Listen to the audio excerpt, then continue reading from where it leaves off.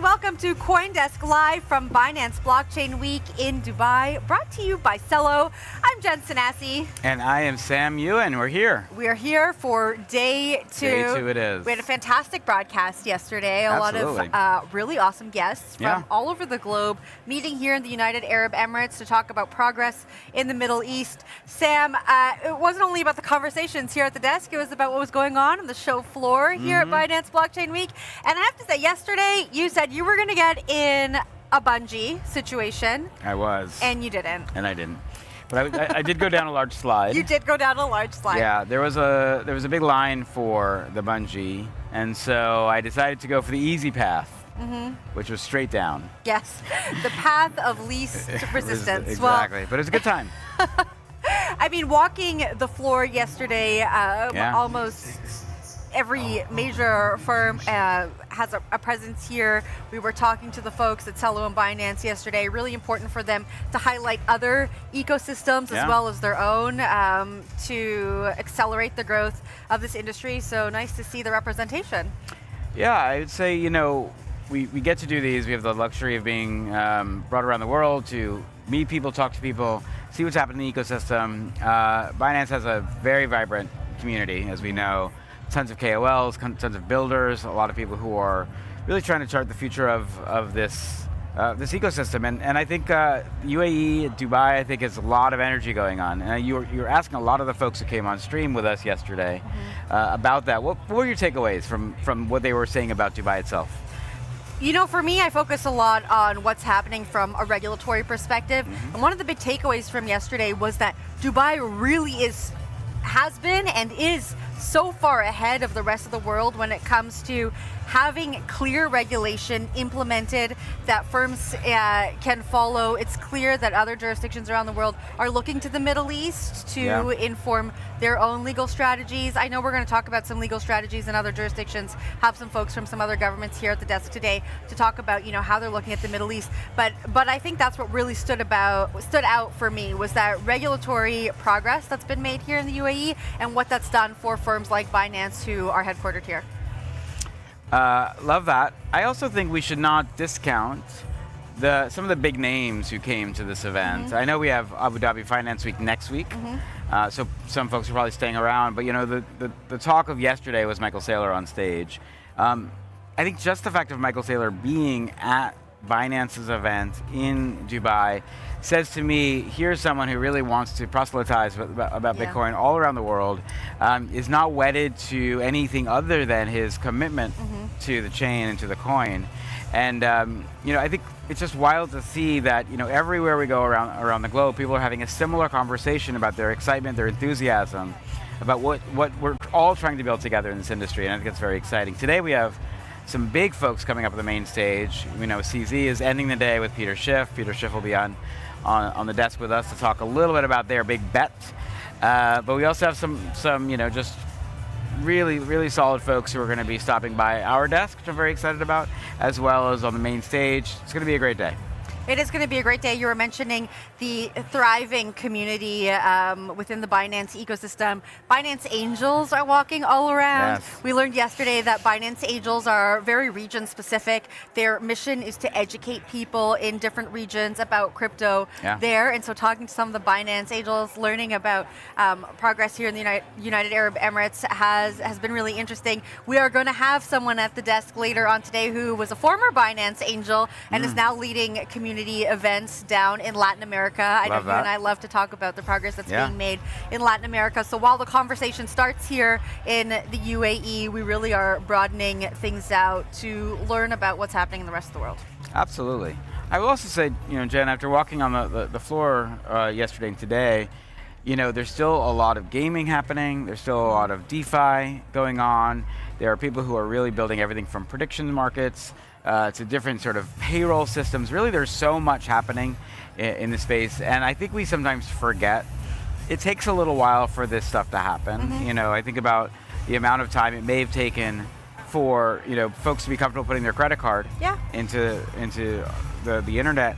And now I know we are talking very much about what is even the reality of digital identity in the space, which is it's a big topic people are talking about, both privacy and what does it mean to be human in an AI world. I think we have a guest ready who can talk about this with us. Well, let's get to our first guest now, CEO and co-founder of Self Protocol, Eric Nakagawa. Hello, Eric. Hi, everybody. Thanks for having me. Thanks for being here. Let's just start off. We're here in the United Arab Emirates. We're here at Binance Blockchain Week. How's your first day? My first day has been incredible. Got to meet a lot of people and also got to enjoy a lot of parties and things like that. Just getting to meet people that are really making stuff happen in the space. It really is about being here IRL. I know a lot of people were enjoying parties last night, so we might get a little bit of a slower start to the day today. But let's talk about Self. Sam was just mentioning privacy and identity, and these are two themes that are so important when we talk about the progress of this industry from a regulatory perspective, from a safety perspective. Talk to us a little bit about your mission. What makes privacy so important to you? What drives you? Got it. So Self is a ZK-powered privacy identity protocol. And what we're trying to do is actually give power to the user so that they have basically control of their information. One of the hardest parts for anybody, doesn't matter which country you're in, is that fear of having your information get shared somewhere.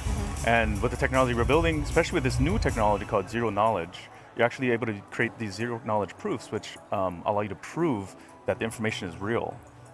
With AI coming, there is actually, when I'm looking through my social media feeds, I sometimes can't tell, is that a real person? Is this content real? Is it a bot? I mean, the username looks like a bot. Is it? It's hard to tell. But with identity, the same technology that's being used to kind of fill your feed is also being used to potentially trick people into thinking they're you or trick people into thinking they're someone else. with the technology we're building, we're actually able to use biometric ID cards, biometric passports, and now Aadhaar, which is an Indian identity protocol, to verify that it's real and then reveal only a little bit of it. So instead of like giving or taking a picture of your entire ID card or your entire passport, you can just share just that you're a human. That's really important, right? And then share just a little bit about yourself, like maybe you're over the age of 18 or something like that. And we think by bringing this identity protocol to Web3, it's not only going to help blockchain, but it's also going to help the entire internet. Because I think this is one thing that we're all worried about is losing our identity, information getting abused or abused in a way that we're not happy with. And we want people to be able to like prove, like allow and approve these requests, because it's a scary place out there.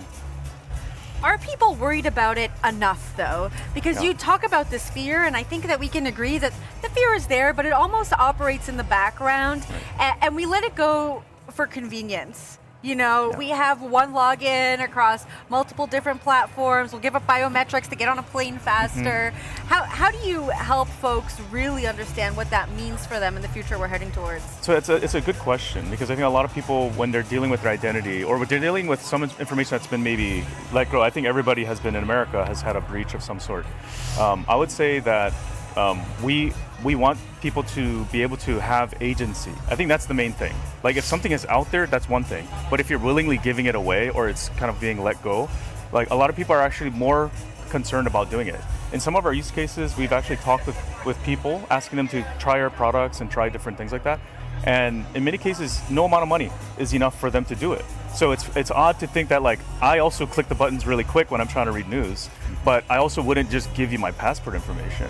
So I think there's a bit of disconnect here, and I think ultimately educating people about their information and again building the trust in a trustless way, I think is one way that we can help people learn that with all the regulations that are happening, there's people that are looking out for the use and misuse of this information. And with new technology like what we're building with Self, I think you're actually able to help to change and shift some of the expectations that people have, and even regulations, adjust those in a way that like we can be a little bit more forward thinking while still using some of the best technology to secure information ultimately.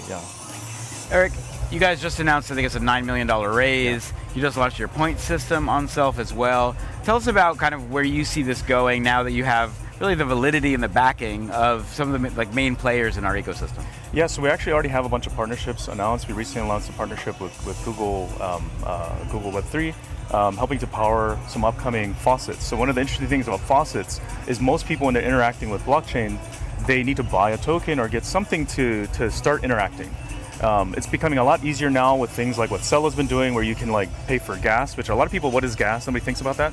But when you get started, you need to pay for gas to interact with blockchain.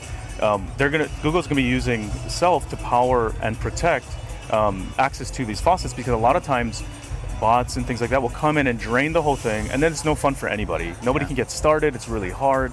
And so this technology, with the fundraise that we have, allows us to expand into helping support even more integrations. I'm really excited about the partners that we've had so far. We've so far worked with Google, we have Aave, which is a DeFi protocol, and Velodrome, and a bunch coming soon.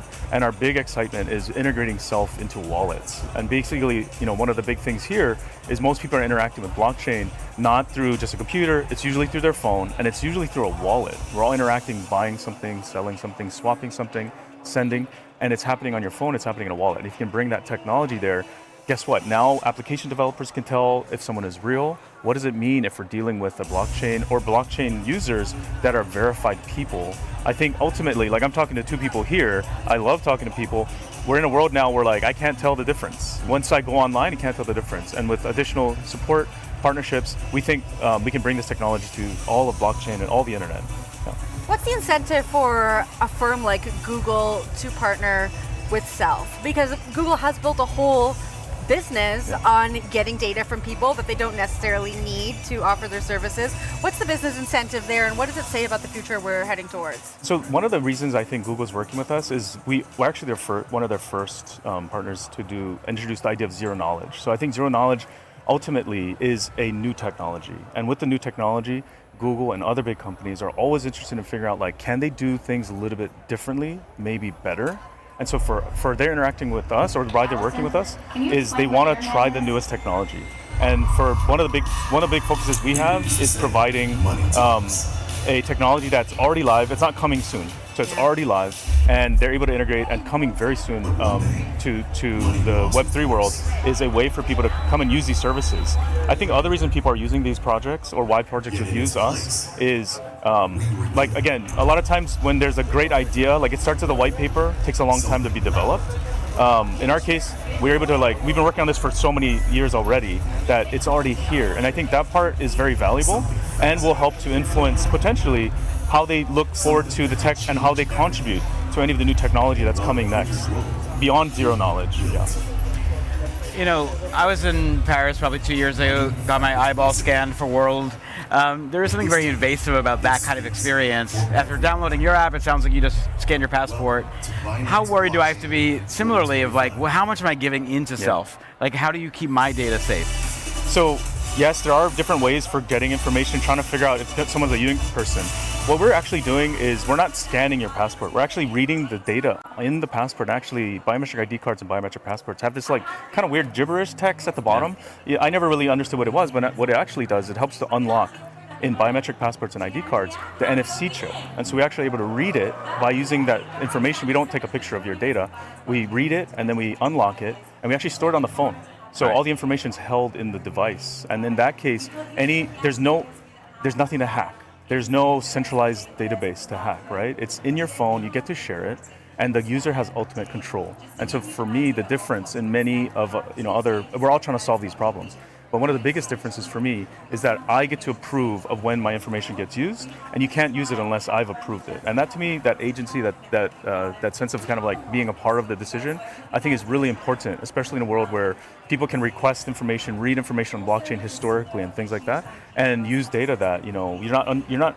Maybe you gave it away at the beginning, but how do you go back and change your mind? I think that's the part. And with Self, you're able to no longer share, or in many cases, you can actually review the request. So if someone's asking to prove you're a person, easy. If you're trying to ask for all your information, you really should, you can review that and you can decide whether or not you want to do it. And ultimately, it should be the person's decision whether or not they're going to give away more of their information. And any future request has to go through it again. So is it constantly pinging back and forth to see, is it still valid, yes or no? So what we are able to do is actually create these zero knowledge proofs, and those proofs can then be processed by the application.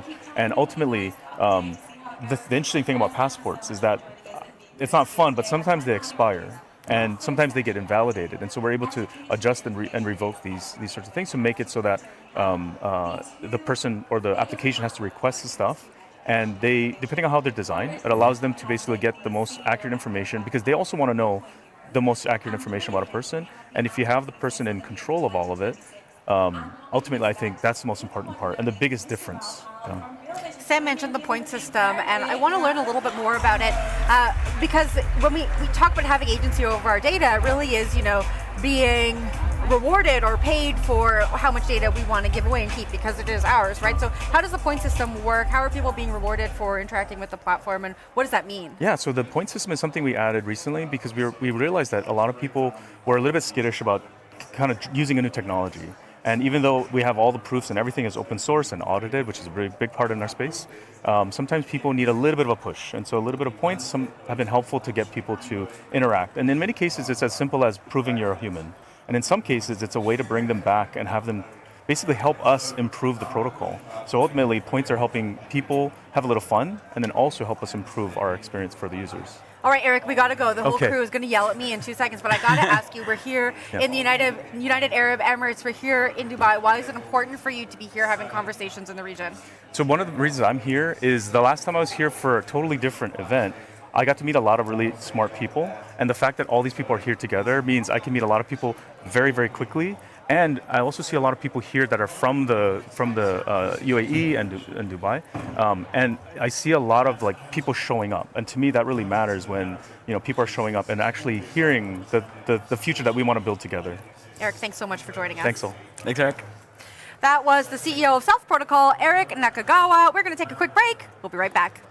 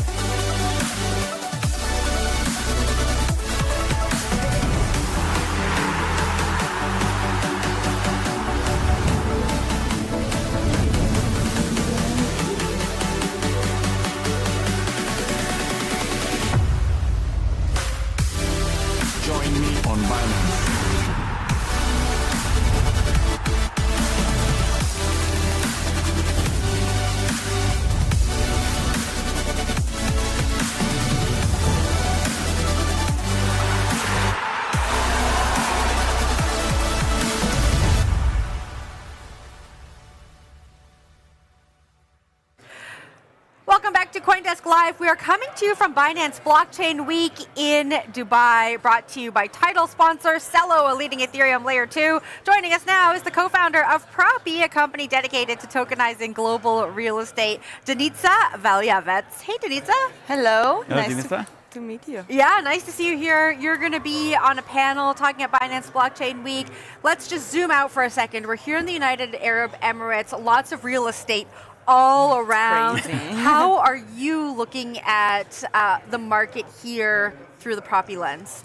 Okay, so let me go back a little bit. So Propi's main mission is to build this infrastructure layer for property ownership transfer, closing, and title. And we are US first. This is our main market. But we've been proving that this standard that we've built and this infrastructure layer is working in US for the past years. And now when we look at what's next in terms of global, what's the next hub, it totally makes sense that Dubai is the main hub for real estate and the whole MENA region. That's the place you go next when you look at how you turn this standard that's proven to work and to close. We've closed over 5 billion in transaction in US. So it's not a sandbox anymore. We are not talking about proof of concept. We're way beyond that. So Dubai is a place that is looking way forward when it comes to real estate. Here, even if you look at the market today, if you don't touch it, it's already liquid enough, it's fast enough. The obstacles that are here are way less than they are generally worldwide, but we believe that our mission is to connect what we've built with what they already have as a vision to bring it to the next level of wallet to wallet instant closings within, couple of clicks and you just bought an apartment. So that's Propi's vision. That's someone who purchased a property recently. That sounds wild. Right? Where did you buy your property, by the way? In New Jersey. In New Jersey. Yes. And I can tell you a crazy story. Thanksgiving now, and we introduced the AI agent recently. So the AI agent is working obviously on Thanksgiving. So we had so many closing, openings, and transactions done during the Thanksgiving weekend in the United States because everything happened from offer being sent to the sign of the purchase agreement to deposit payment. Everything is done by AI. Imagine that. So the closing, it's literally minutes, not weeks. So Denitsa, the thing that I'm interested in is your business, because I know you guys are in the title side of it, and you're and in the real estate side. For me, it's a very easy way I can discuss to people why agentic AI is coming and why it matters. Because you have a real estate agent, you have a title agent, you have people who are doing this work.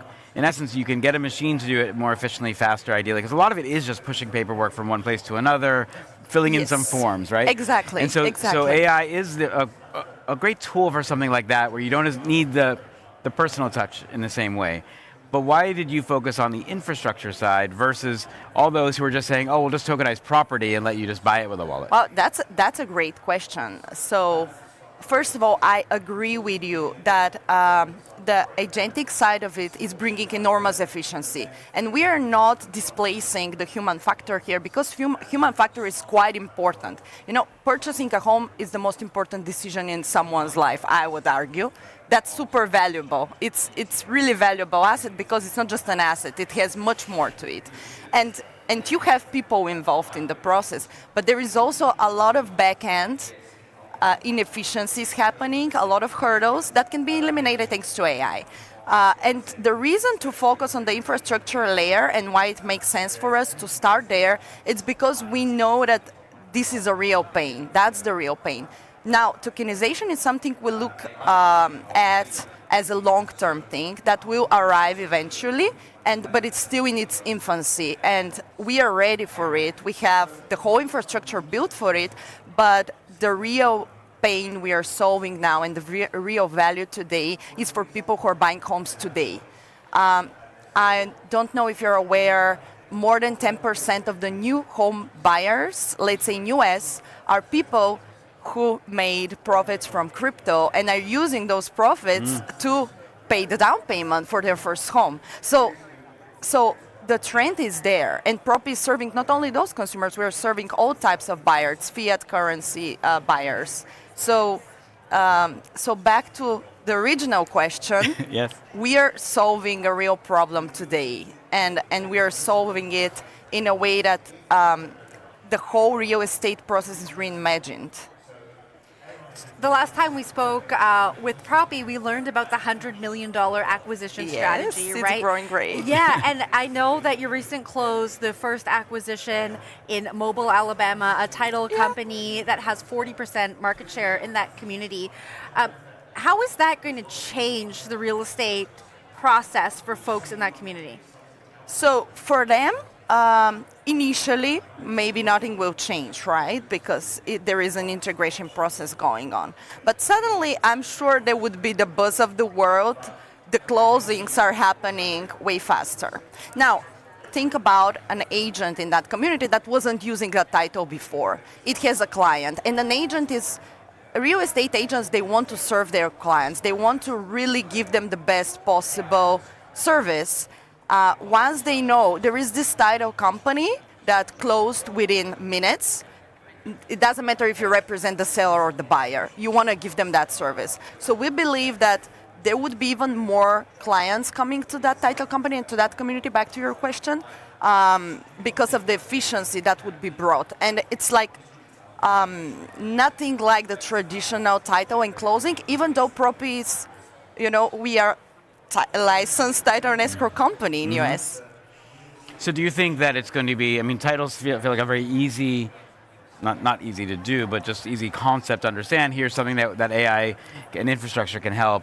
Are you looking at escrow? Are you looking for at inspections, other areas within this industry? The client, the end users, they don't need to know what's behind. Yeah. It's like, you don't need to know what's the protocol behind email, right? You're just benefiting from it. And they're benefiting in terms of efficiency, time. There is no 3 weeks of closing. Forget about it. So they don't need to know. Title and escrow officers there is still a human factor. So just to say, we are bringing enormous efficiency, but there is still a human factor there. They're way more productive in what they do. So they can close more transactions. So everything is like the wheel is closed and everyone is winning without having to be crypto native, AI native, any of this. Now, Danica, look into the future for us before we let you go. If you think 1 or 2 years down the line, how does the real estate environment look? Globally? Yes. Globally. Wow, it's always... Start with the U.S. Well, to me, this is a very, very interesting question because, there is always cycles, right? So we've been seeing a little bit of cooling now in US, but I believe long-term things are always going to, prevail. Homes, unfortunately, there are some people who are struggling and affordability is an issue in US. It's not an issue everywhere around the world. For example, you see Dubai where the markets are booming and here it's totally different story. Overall, that's our vision at Proppy. Home is something that's needed no matter what, and we just wish to make it way more easier and faster for people to buy real estate. And I hope, back to the question, that 2 years from now, Proppy would be great contributor in this global easiness of purchasing homes and actually helping people to acquire homes even cheaper than now. Danica, thanks so much for joining us. Thank you also. All right, that was Danica Valjavec, co-founder of Proppy. We are going to take a quick break. We'll be right back.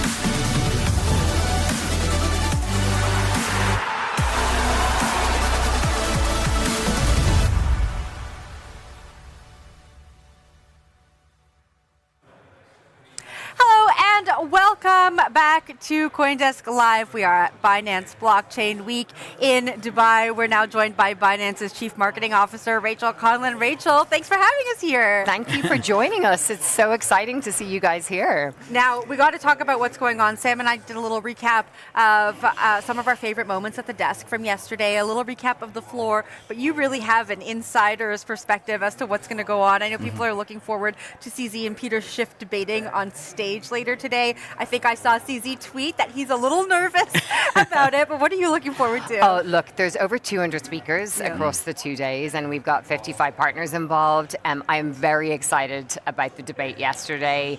I was very excited about Saylor. Yeah. And he brought down the house. I think it was exceptional. We also had His Excellency, Omar, who is incredible and a real pioneer of AI in the region. But there's a lot. We also have our regulatory debate this afternoon, which is so important, especially since what we've seen happen over the last 12 months, like what to expect over the next 12 months. So lots of exciting things happening over the course of today. And of course, all the fun entertainment experiences for those that need to get a little action in. Sam went down the slide yesterday. I did go down the slide, yes. Did you? Yeah, it was good fun. Have you done the reverse bungee? Yes. Not yet. Okay, I'm going to dare you to do it later on, and who can go higher? I think you have to get on that We're gonna make it happen. apparatus. Amazing. It's a lot of fun. Rachel, you are Chief Marketing Officer. You and I have spoken in the past. Live events, there's nothing like them. So, how do you take something like Binance, which is a digital property, digital exchange, has so many legs and arms everywhere, and really bring that experience to people so that they can really see it and touch it? What's the value there for you? For us, you're so right. Binance is a digital proposition, but this is an industry that traditionally has been inherently functional. When you think about finance and you think about financial tools, what we want to do is bring that offline and through these experiences. And what we want this to be is a festival of crypto, where you come, you feel entertained, you feel inspired, but most importantly, you feel educated, and you leave with messages that are relevant for you.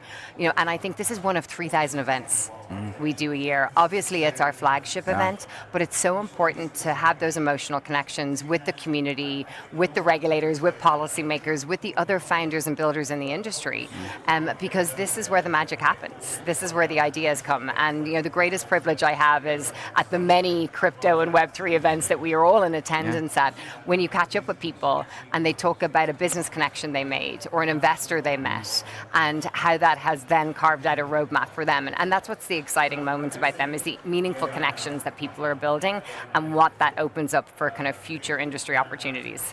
We talk so much about education in this industry, but we don't really talk about where that education starts. We don't talk about how we're going to educate folks. And I think it's really interesting that Binance is now focusing on a younger audience, the 6 to 17-year-olds, through a book and Binance Junior. I would love to hear a little bit more about that strategy and what you hope it enables for crypto users of the future. This is something that's really personal to me, and in fact, the idea for Binance Junior came out of the marketing team's insight that there's not enough financial literacy and education that starts at the home. We don't have it in traditional school systems at the moment.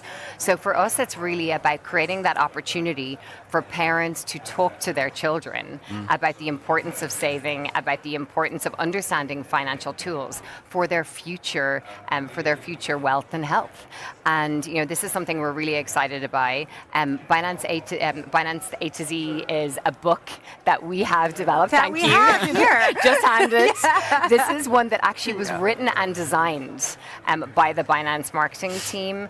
It was born out of the insight that many of us who are mothers and fathers on the team, that actually as we read our children bednight stories, we often learn more about the world than we realize, things that we'd forgotten. It's a really simple alphabet book that talks about some of the terms like altcoins to Satoshi and gives a very beginner perspective on it. But it's also a bit of fun, to bring into the family. And the Binance Junior product specifically is something that I think, as you said, it targets 6 to 17-year-olds. It's a way for parents to manage their children's accounts, but also educate them on the different digital assets and the way that they can engage. So, I personally have 8 godchildren, and I've already opened up sub-accounts for them, where I can now, instead of getting them, useless Christmas toys and birthday gifts that will be forgotten about, I'm putting aside a little bit of Bitcoin Bitcoin and BNB for them, on those key milestones and talking to them about it. And it's just a great way to get all of the family involved and ensure that we're setting up our future generations for success. I mean, Rachel, what's funny is in 2015, I gave my daughter Bitcoin as a present, her and my nephew, and I had to literally give them a paper wallet, right? They had to put something that I was like, just keep this in a safe place no matter what. Yeah. Luckily, they kept it. But I think, I do think there's something where I wrote an article recently about how today's youth are growing up in a world where they're seamlessly going back and forth between digital and physical, and virtual economies are as normal to them as a physical economy. So I love the idea that we can start them young to say digital assets have value and will only increase the more digital assets there are, and we're never going to have less. Yes. And so I love that you guys are doing this. Yeah. Is there an insight of how do we get more kids having conversations about responsible investing? Like, what's the way we can sort of have them think less about the degen culture of crypto and more about the way this can help improve their lives? Well, I think this is an alternative. Like many people started, like in Ireland, where I'm from, I started with a post office account. Yeah, right. And I was given that at 12 years old, and you get that funding, but no one really ever explained it to me. So, I think it's really important for parents to sit down at the dinner table. I have friends that now have their kids pitch ideas, and if the idea is good for a lemonade stand, they'll get, 20 dirhams or $100 in the US, because you need that in the US to set up a lemonade stand, to be able to encourage that entrepreneurialism and encourage them to take stock of what is the value of fiat or a digital asset and what that means in terms of what they're purchasing. And I think that's really important to instill those values at a young age, and to also educate individuals and children on the fact that financial inclusion is not something that everyone has. And I think those conversations really, really need to start in the home in order for us to set them up for success at a later stage. Sam, I think you hit it on the head.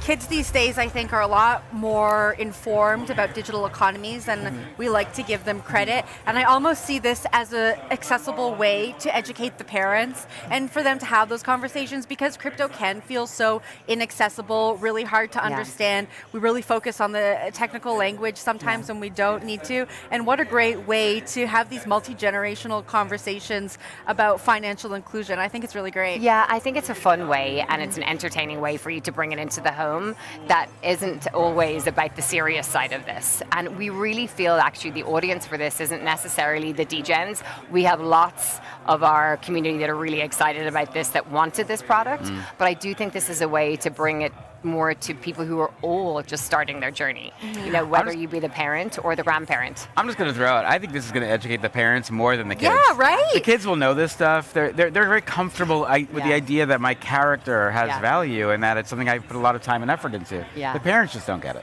I have an 8-year-old godson that's parents think of themselves as very fiscally responsible, and he literally sat down and did a PowerPoint for them on what is Bitcoin and who is Satoshi. And my girlfriend called me and she was like, I now understand what you do for a job. It's really interesting. And I'm like, that is extraordinary. He would have expected that it was the 8-year-old godchild that articulated to a well-educated friend on what this business is about in the industry. So look, it's fun, it's about being educational, and it's really about how do we open more conversations around this space, and ultimately, we're still so early. How do we go to that, go on that journey to become mainstream? Rachel, it was such a pleasure having you at the desk. Thanks for having us at the event, and I'm sure we'll see you around. Thank you so Thank much. you, Rachel. Always good to see you both. You too.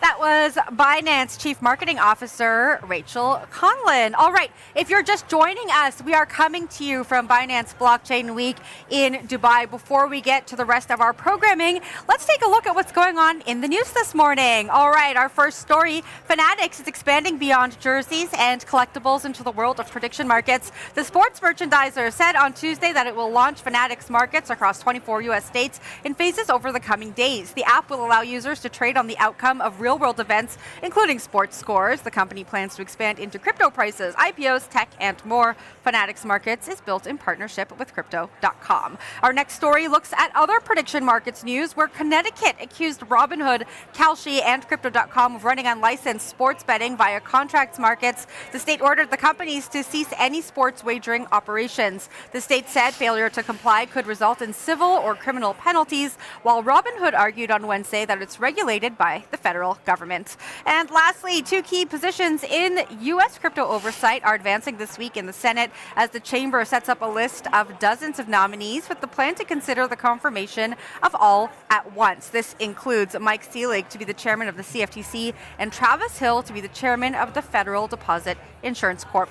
Those are your top 3 stories for this morning. If you want to see the latest and greatest news in crypto, head on over to CoinDesk.com. All right, Sam, we are getting into the thick of things. What I love about the last 2 conversations we had with Rachel and Denitsa before that is this narrative that you and I have talked about a lot at this desk as we kind of travel around the world, is that we should be talking about the solutions and not the back-end technology. And that's almost the indicator to the maturation of this industry and the indicator to having just a product that's going to work for people.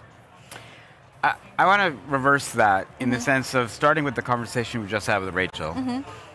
They are creating a kid's book, right? Very cute, lovely. How do we teach kids about this stuff? But I really do believe the kids already know. Totally, I agree with you. And then I think we reverse going back to Denitsa's conversation.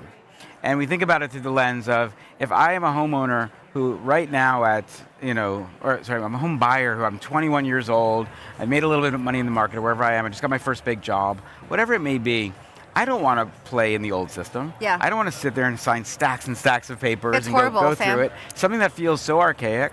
And I love what Denitsa was saying. This is an opportunity for us to reimagine the way in which we are thinking about really just the sort of basics of how we do life, and we just did it for so long because we were told to do that. Yeah. Right? Crypto's never been very comfortable with we were just told to do that. It's always been, let's rip this down, let's see if we can build it more efficiently, let's see if we can strip out some of the pain points and some of the fees.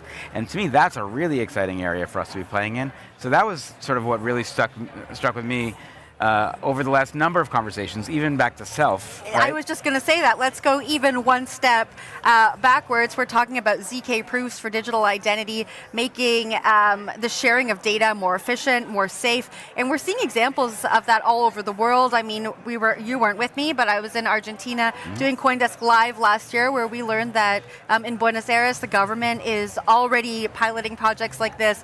People are already using blockchain rails to share information about themselves, to digitize their government documents. And so it's already happening. It's not just the technology that we are talking about. We're not just talking about plans for it to happen. We're seeing real use cases all over the world. Jen, it reminds me, you and I were in London a few weeks ago. Yes. And we were, as we are known to do, went to go get an after-work drink. We are known to do. So we went to go get an after-work drink, and the place we went to said, great, we need to see your ID. They take this ID, they put it on a scanner. Suddenly, in a giant monitor, is my ID with my actual age. Now, I'm not too embarrassed about my age, but let's just say I happen to be on a date or something like that. Maybe I want to say, I don't want the person to know exactly how old I am. But it was literally plastered for the entire bar to see.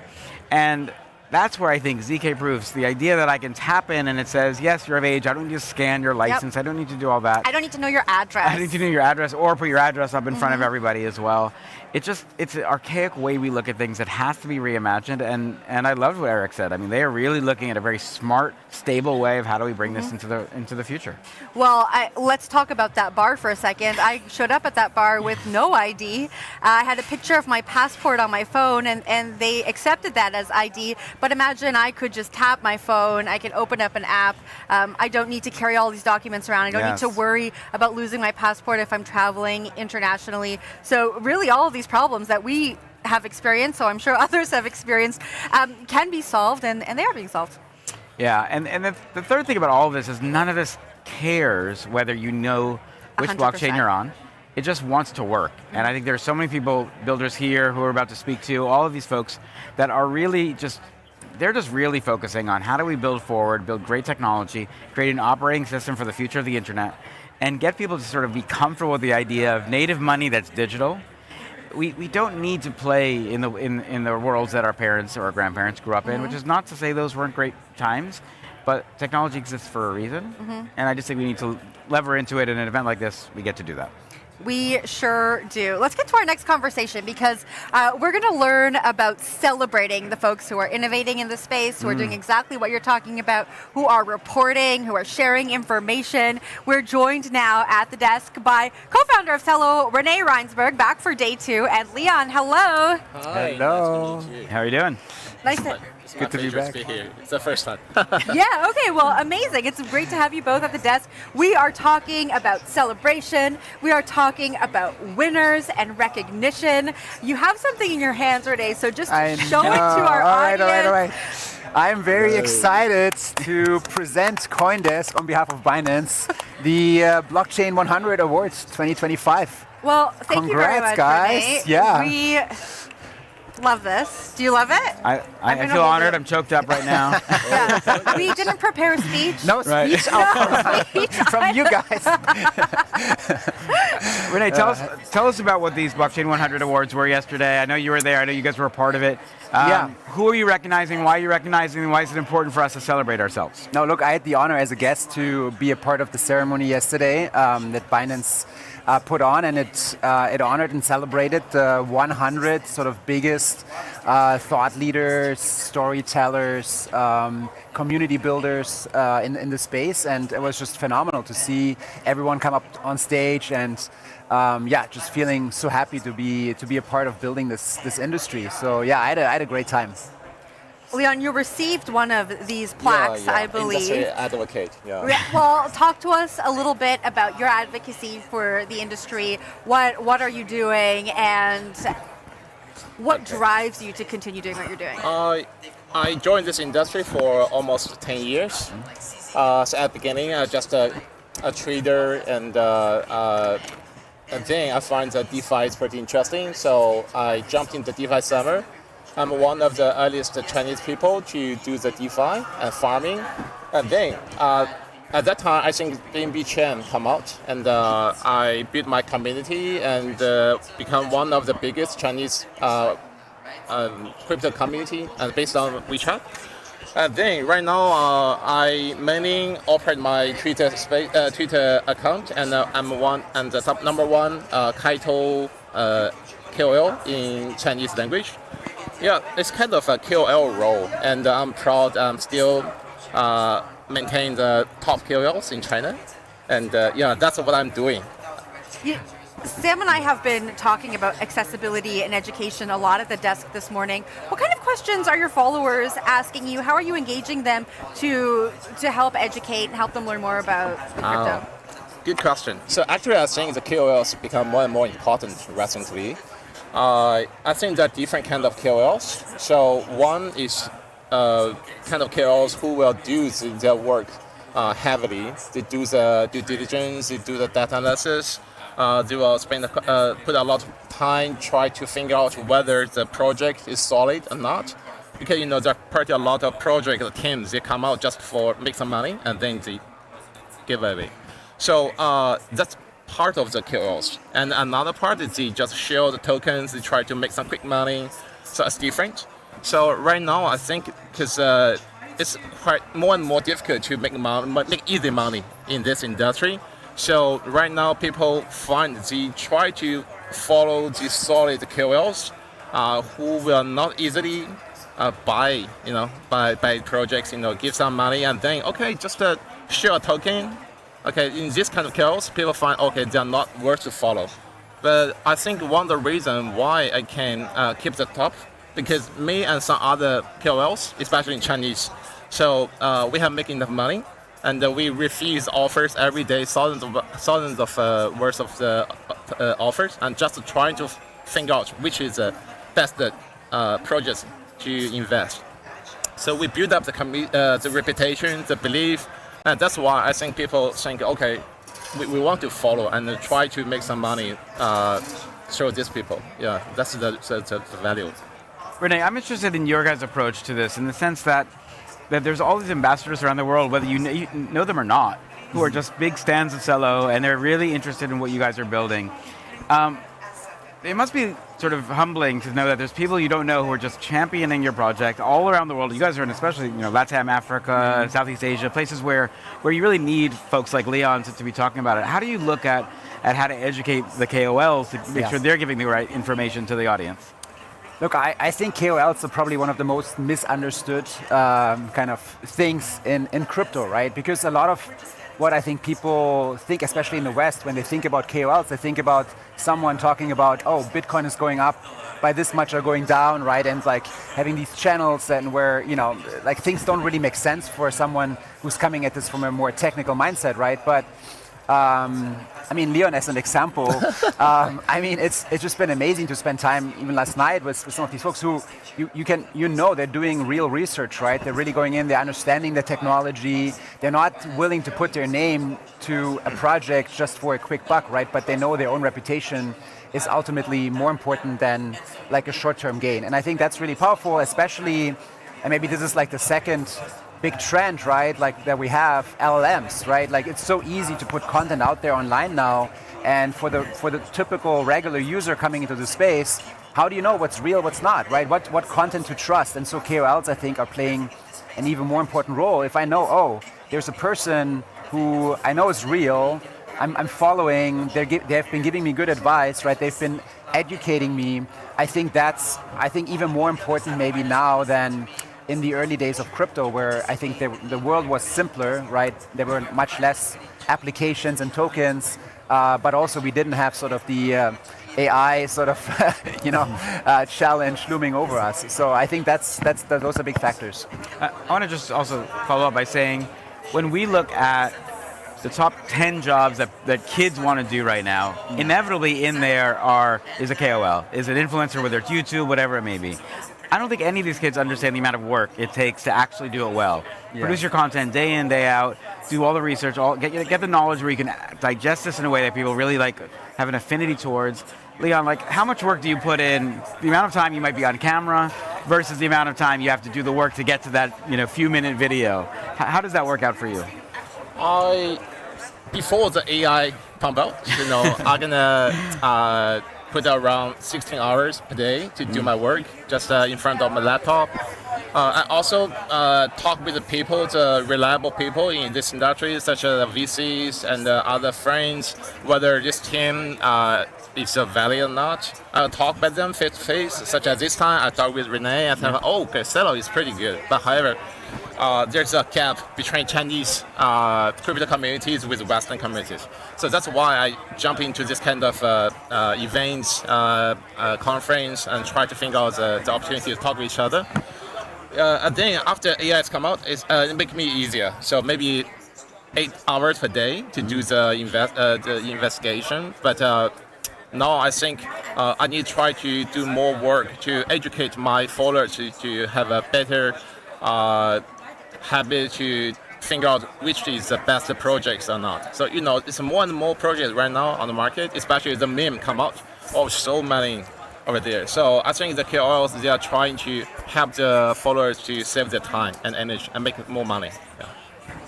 And lastly, Renee, I know Celo is the title sponsor here at Binance Blockchain Week. Celo and Binance have a shared mission to really accelerate global adoption. We spoke yesterday about the mission of MiniPay to get 1 billion users by 2030.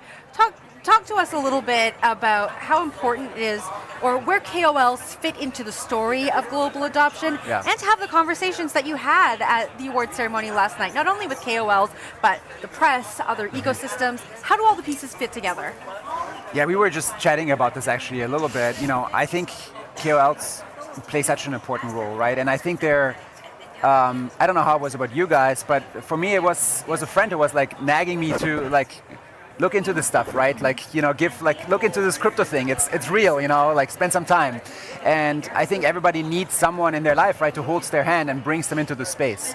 And for many people, maybe that's not a friend or neighbor, but it is actually a KOL. It's someone they respect, they already follow, right? And I think the lines are going to get maybe more blurry in terms of you don't have to be a crypto specific KOL, right? But you're you're really someone who is trusted, who is sort of an kind of an authority, kind of similar to like back in the day we had like people doing the tech reviews on like new products coming out, right?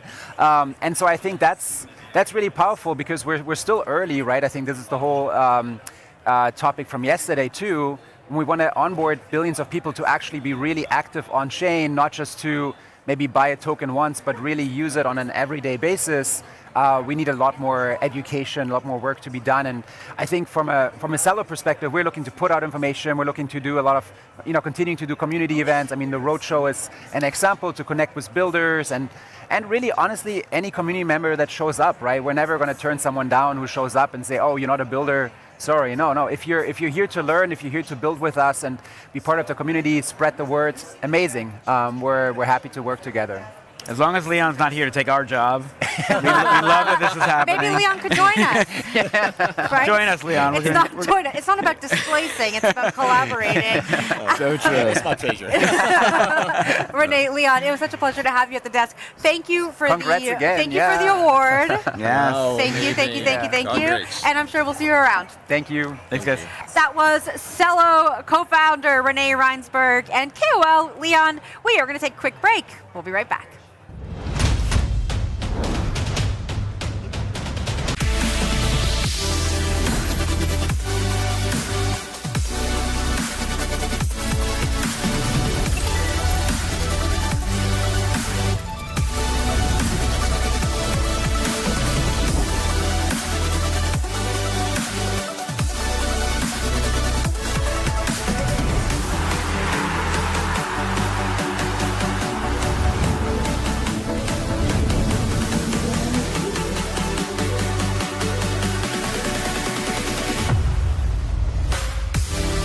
Join me on Binance.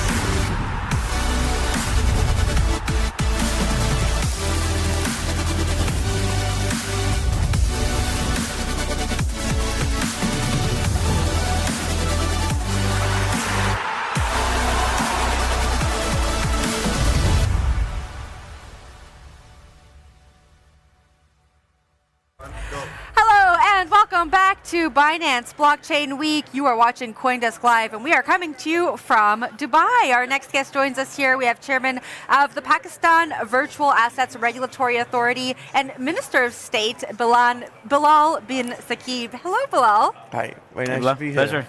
Pleasure to have you here. Since the last time we spoke, it seems like you've got a little bit of a promotion. You are now chairman of the regulator in Pakistan and Minister of State. Let's just start here. Talk to us about the state of crypto in Pakistan. What kind of progress have you made since you've taken this position? So I think the biggest progress is that for the past decade, there was a lot of confusion. There was nothing. People, didn't really know it's legal, illegal, etc. But now at least we have a mandate. So we've set up Pakistan's first independent digital assets regulatory authority that has been given the mandate to incubate and accelerate crypto in Pakistan. All the licensing, all the education. And I think that that's sort of our biggest achievement, to turn confusion into clarity and have like one window operation so things can move. How hungry is the region for crypto in terms of the general public? See, without any regulatory framework, we now are the third biggest market when it comes to crypto adoption. And this is without taking any sort of measures to promote crypto. Why is this so? Is that the average age of the country is 23. We are 250 million people. If the youth of this country was to be an independent country, it would have been the 9th biggest country. And they are tech savvy. And they are already living in stable coins even before there is any regulation. They are already on chain and they are experimenting and they want to live in the future. They don't want to live in today's financial world. They want to be in tomorrow. Yeah, and hence why I think, because we have a very tech-savvy youth, that is what is the driving force. And this is where the leadership wants to work and wants to create an enabling environment for them, so they should flourish, not just from a trading perspective.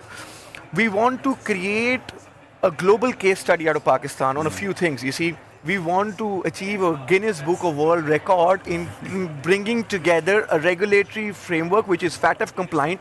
Of course, making sure, as the regulator, I can't but we don't want to use that traditional mindset. We want to reinvent the wheel, and we want to show the world that you don't need to spend years trying to figure it out. And hence why we want to create a case study where we regulate this in a way, and we create this case study that everything, all the stakeholders should come into one window, and that should be the medium. The last time you and I spoke, we spoke about a strategic Bitcoin reserve in Pakistan. How has that been going? I know it's been implemented since we spoke last. And we also talked about using excess energy for Bitcoin mining and AI data centers. Is that part of the, experiment that you're doing, this use case that you're putting together?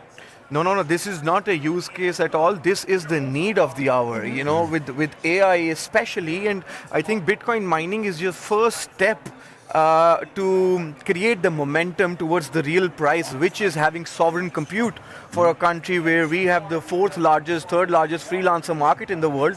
They are at the risk of going out of business if we do not put in the right enabling environment and infrastructure for inference, where all of these engineers can start to build their own agentic workflow. So AI data centers are extremely important. We are en route for our first phase of Bitcoin mining. And of course, that wallet is being set up now, and we'll be announcing a lot of great news on our reserves. You talk about sovereign compute, which is a great way to think about this. Then you talk about how big the freelance market is there. I can't help but think about the importance of stablecoins and what you guys are trying to build. So how are people utilizing stablecoins? What are you trying to work with in Pakistan in order to make sure there's an easy flow back and forth of these dollars? See, we receive over $36 billion in remittances. Now tell me of a more beautiful use case of stablecoins where we can even save that extra 3% of somebody sending that $500 from the UAE back to a city or a village in Pakistan. So I think emerging economies are one of the greatest use cases. So of course we can do it for remittances. And then there's so many different ways. Pakistan also still has 100 million unbanked people. So we want to take this leapfrog and essentially unbank and also target the unbanked people using our stablecoin, and we want to use our own stablecoin, of course, to facilitate the entrepreneurs and the exporters of our country, so that the settlement can happen instantly. When you say your stablecoin, is Pakistan creating its own stablecoin or CBDC?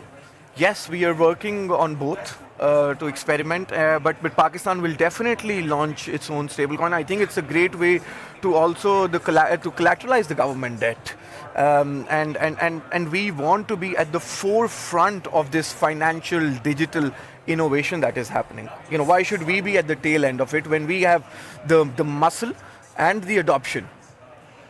Well, I love your passion about this. What got you excited about crypto in the first place? Well, it's always a friend. We were just talking It was a bored ape, right, who came in.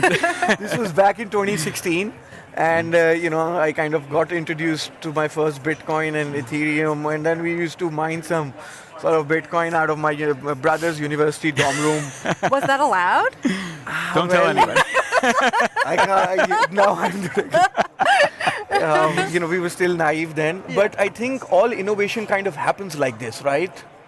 And so we've been experimenting, and I think that's the whole idea of crypto, where these emerging technologies, where the future of finance must now come. And it's great to see when BlackRock and JP Morgan and all of these big institutions are talking about tokenization and stable coins. It really kind of helps building the momentum in the global south, where you might not necessarily have that sort of intellectual capital and memory and adoption. So it kind of really helps with all of this. Bilal, thanks so much for joining us at the desk. It was a pleasure seeing you again, and I'm sure we'll see you around the event. Thank you so much for having me. Thank you. That was Bilal bin Saqib, chairman of Pakistan's Virtual Asset Regulatory Authority and Minister of State. We're going to take a quick break. We'll be right back.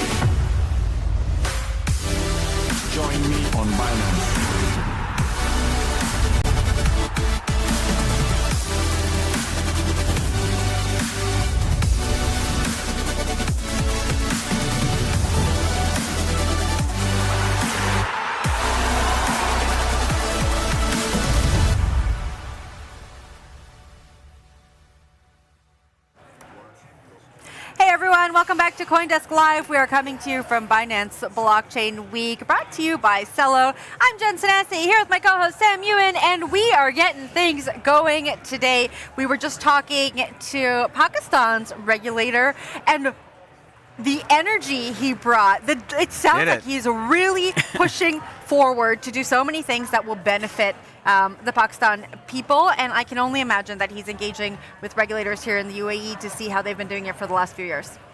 Yeah, I love that conversation. I want to go back and watch it when we're done because, and this is what I love what we get to do, right? We talk to people all around the world. We had similar revelations. We were in Korea, in Singapore, all of these markets. I know Gabby's coming up next. He knows the world of the Philippines so well, but there are so many places where crypto is not only just an interest to people, but is an imperative for their future. And I thought what Bilal was saying about how ripe that country is for crypto to be a core sort of infrastructure opportunity for people to get to the place we want them to get to in terms of adoption, usage, infrastructure, just like understanding the future of technology. It was just really inspiring to me. Something we didn't mention when we were talking to Bilal was that Bilal is a Forbes 30 under 30 in Pakistan. Yes. He said, the population in Pakistan is very young. 23. I think he said median age is 23 years old. And so, I think it's very progressive to see someone as young as him leading the regulator there, really focused on how to make the country better for young people. It's not something that we've really seen in other jurisdictions. I mean, not to be ageist, and again, I'm on the older side, but like, I don't love that the people who are talking crypto in the USA, the senators have a median age in their 60s. They're not from a time where they can get this. And so we need people like Bilal to come in and to really be sort of helping to get us to think the way that the next generation is going to be thinking. I love what he's doing, and I think, again, that's a theme we are seeing around the world that is so important for us to really hone in on. Again, we should get to Gabby, because I think we can make so many analogies between what's happening in Asia to what's happening in Pakistan, frankly what's happening here in Dubai as well. This is a place that has a different opportunity than we see when we are in New York City, and we kind of have the luxury of a very established infrastructure there, especially around finance. They don't have that everywhere, and there's this opportunity everywhere. I think we should get to Gabby now to continue the conversation. Yes. Joining us at the desk is Gabby Dizan. He's the co-founder of YGG Play and almost an honorary team member by this point, Gabby. You've been with us all over the world. Sam has interviewed you. I've interviewed you. I know. You heard what we were just talking about. I'll just keep hanging out here. Yeah, just keep hanging out. Maybe one day you can become an official member of the team. But just talk to us a little bit from your perspective. When you look at the Asian market, when you look at what you've built in the Philippines and in other Asian countries, how are you seeing the state of crypto evolve there? Yeah, I think the ability to transfer value cross-border is super important. Obviously, a lot of people in the Philippines interacted with crypto during Play to Earn with games like Axie and others, and with the YUG ecosystem. But even people who aren't necessarily quote-unquote in crypto but are getting paid in stablecoins, for example. There's a huge freelance population in the Philippines doing things like content creation, moderation for companies in the US and elsewhere. And the ability to get paid in stablecoins is such a huge deal. I want to level set for just a second, because we spoke about freelancers with Bilal also. And just for our audience, what is the problem that freelancers in countries like the Philippines and Pakistan face when it comes to getting paid? Yeah, it's just very expensive to get wire transfers. Sometimes they get blocked. People ask you, why are you getting paid from abroad? What's the reason for this? And then there's the fees, whether you're getting paid via PayPal or Wise or something else. So just the ability to hold your money in USDC and then be able to convert it to fiat, Philippine pesos, when you want to, I think it's a huge deal. And it sounds like there are so many people who are hungry to say, I want to use the best talent around the world. It doesn't matter whether they're in the Philippines. If they're a great designer, they're a great designer. If they're a great coder, they're a great coder. And the benefit is it should mean an average to the highest rate globally, right? It's, we can try to hire someone in New York City and they want $50 an hour. You might be able to go to the Philippines and get someone who's even better for $15 an hour. But that person should be paid what they're worth the way that we look at it. Absolutely. And so I think it's such a big opportunity that stablecoins will have power.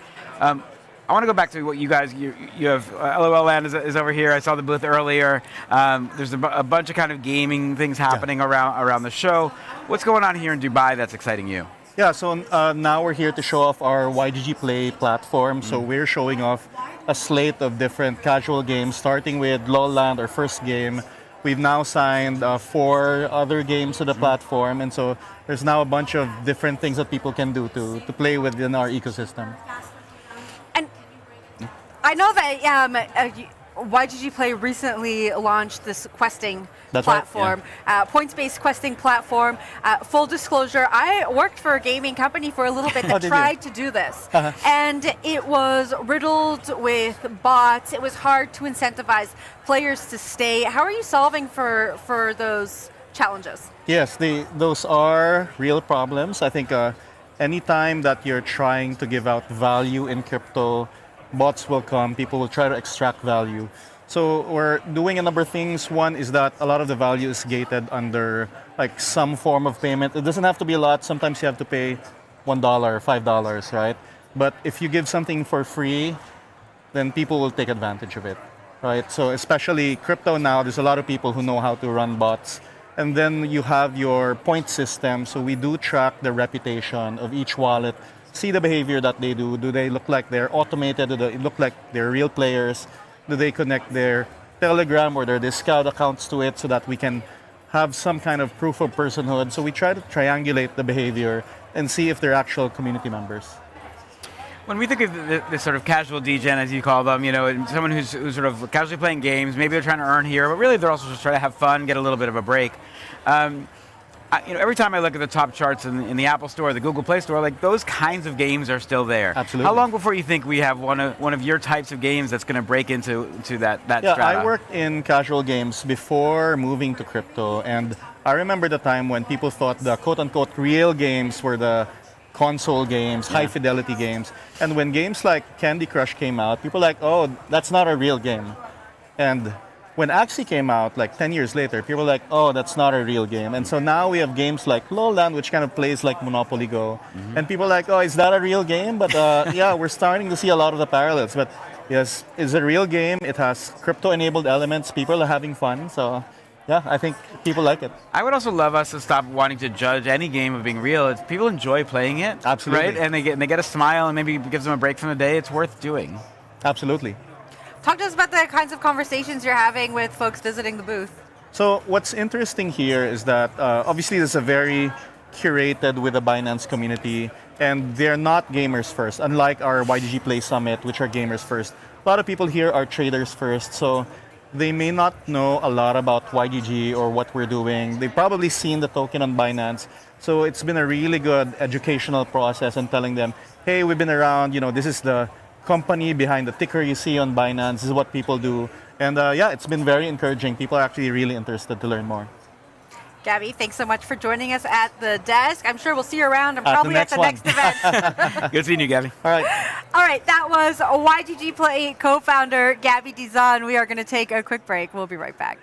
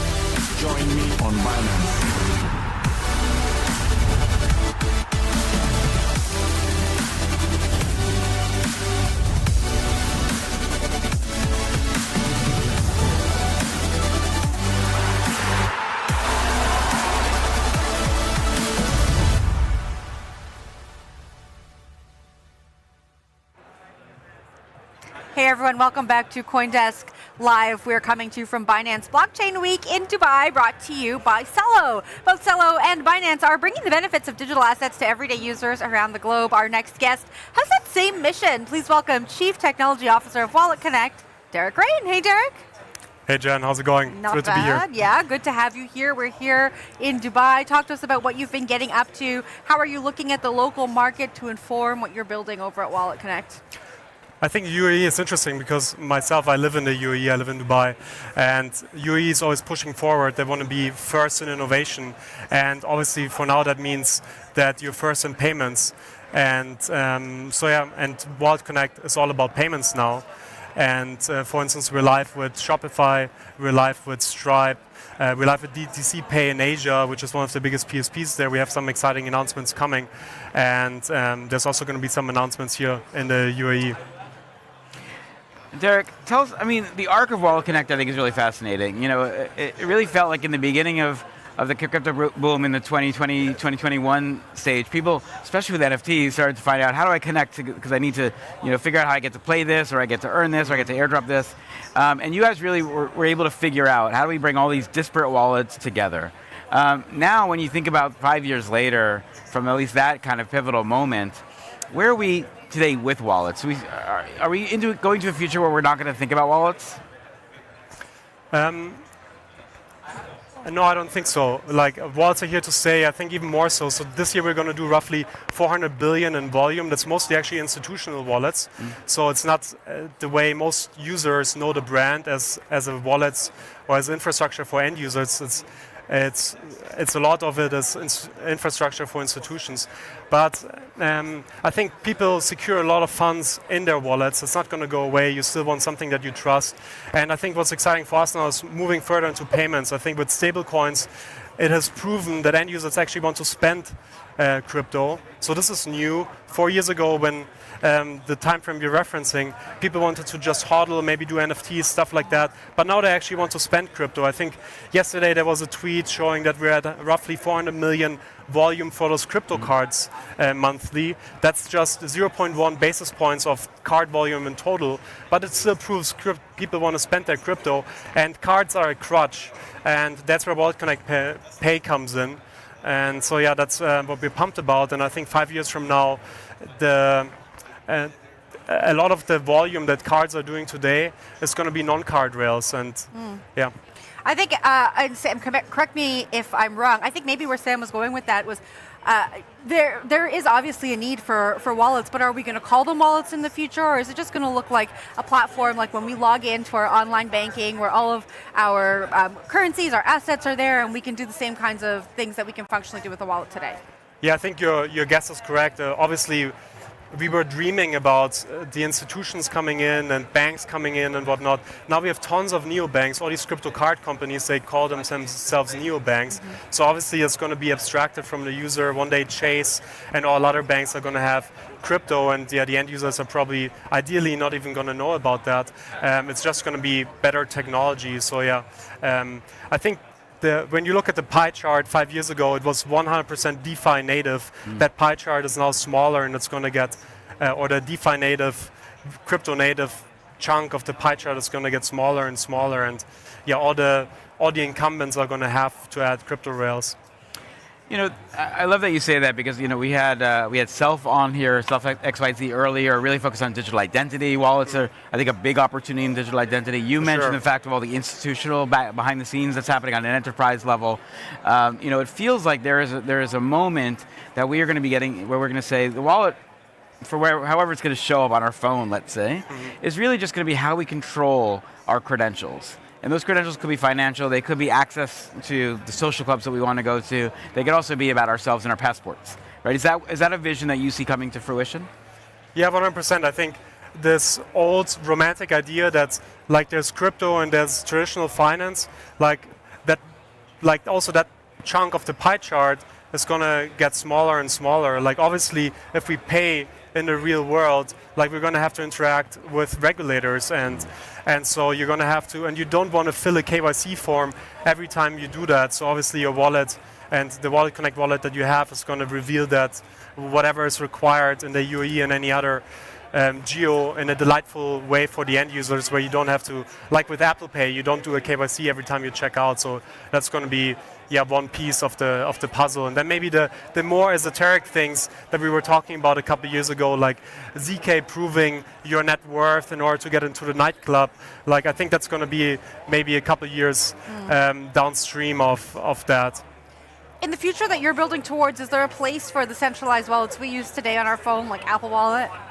Yeah, I think for sure. Like Apple, obviously, Android, they can provide the best UX.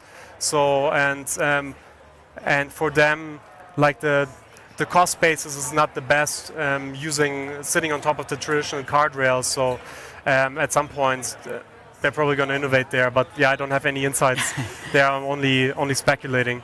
But it sounds like Wallet Connect really can be the wallet of wallets in the same way that Apple Pay is a wallet of credit cards, right? Yeah, I mean, we have this Wallet Connect certified program that 95% of end users use a wallet that's part of that program.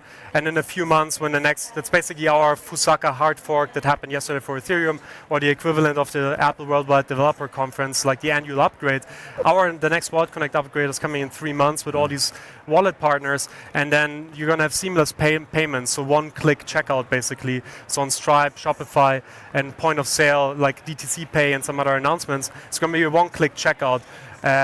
Not fully integrated into the operating system yet, where you do a double click on your iPhone, but you just open the wallet or open a URL, and then it flips into the wallet that you have, and you check out with a delightful experience. So yes. Short answer, yes. Derek, thanks so much for joining us at the desk. Jen. It was a pleasure. Thank you, Derek. Thanks for having me. That was Derek Rain, Wallet Connect CTO. We are going to take a quick break. When we come back, more from Binance Blockchain Week.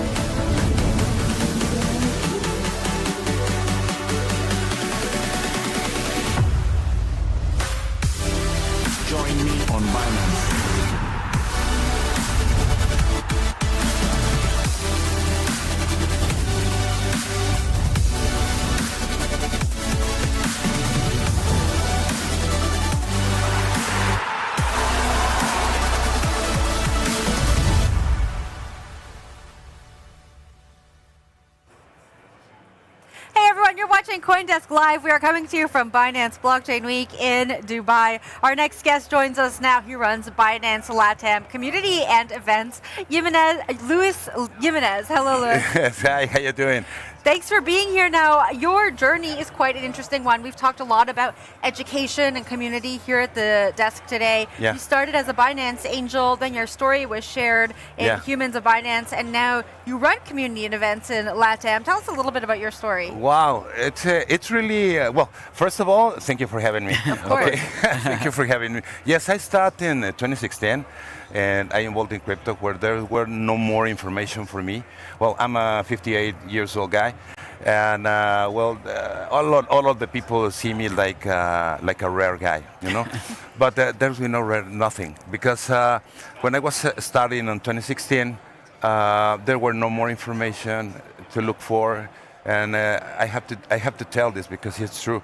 I lost a lot of money, okay, because we have no more information. And when Binance came to Latin America, it was at the end of 2018, 2019, that it was the academy, the Binance Academy, that everyone should enter to see, because there's real information. There's a very trusted platform, okay, and I started using Binance Academy.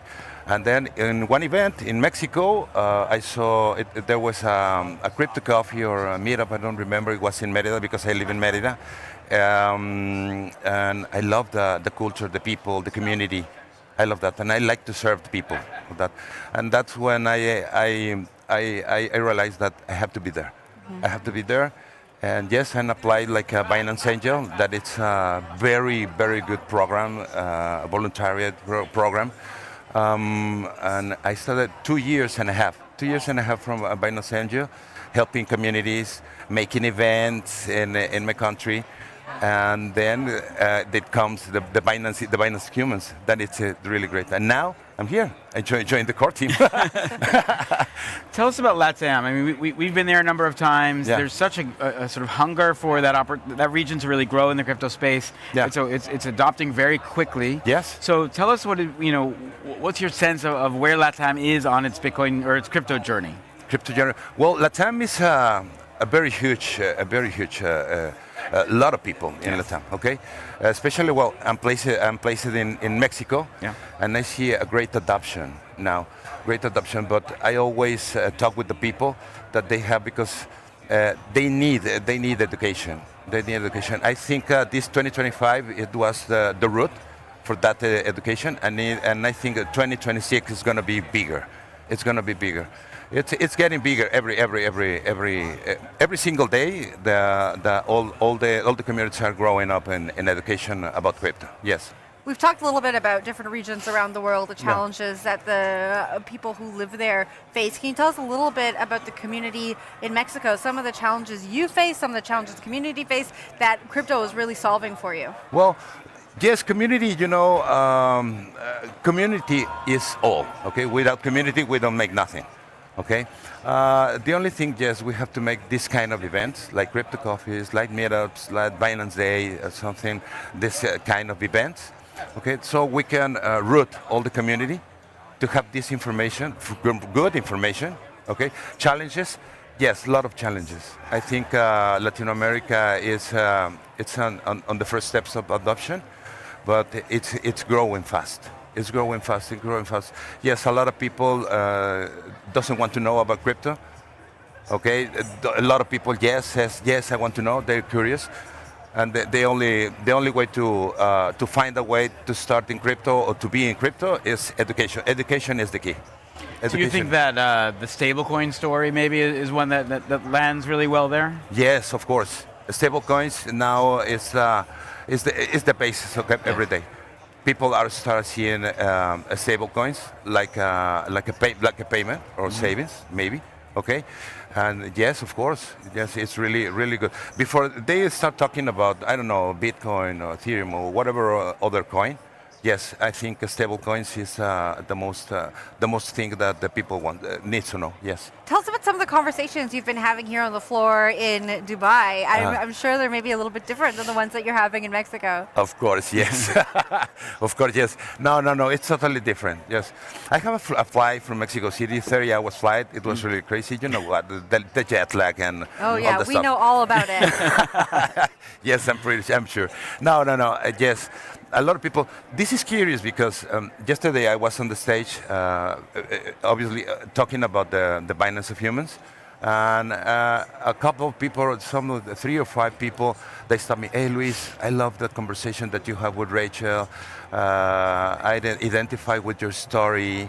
Can you talk me a little bit more? Mm-hmm. Yes. There's other kind of conversations. Yes, obviously, crypto. What is this? What is not? The stable coins. I don't know, Bitcoin, Ethereum, whatever.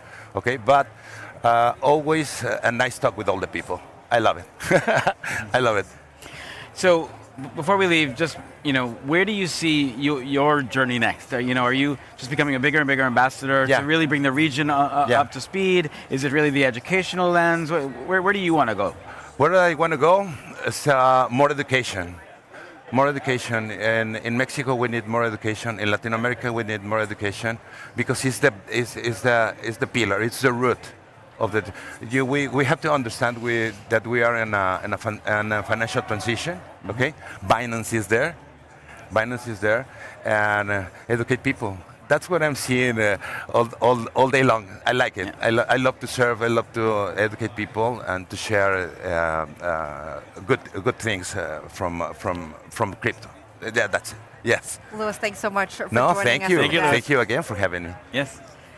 That was Luis Jimenez from Binance LATAM Community and Events. We're going to take a quick break. We'll be right back.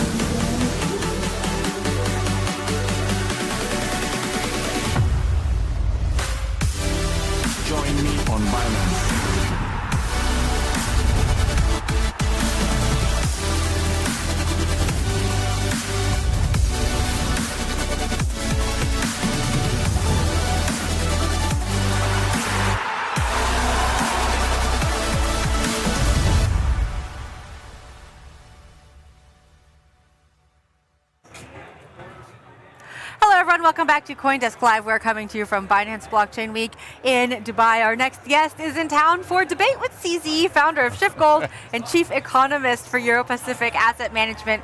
Peter Schiff joins us now. Peter, nice to see you again. Oh, nice to be seen. Yeah.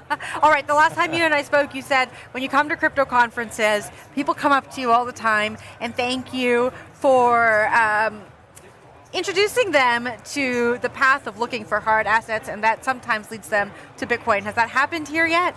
Well, you know, I haven't really heard people say that. A lot of people have come up to me and just asked for selfies and said that, you know, hey, I'm a big fan, I've been following you, but nobody has really mentioned that I'm the reason that they own crypto yet.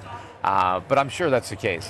But but that was happening to me very frequently in the U.S. when I was at the conference in May, and probably because I think a lot more people know about me in the United States because that's where I'm based and that's where I initially got popular. So I probably had a lot of influence among Americans who found their way to Bitcoin.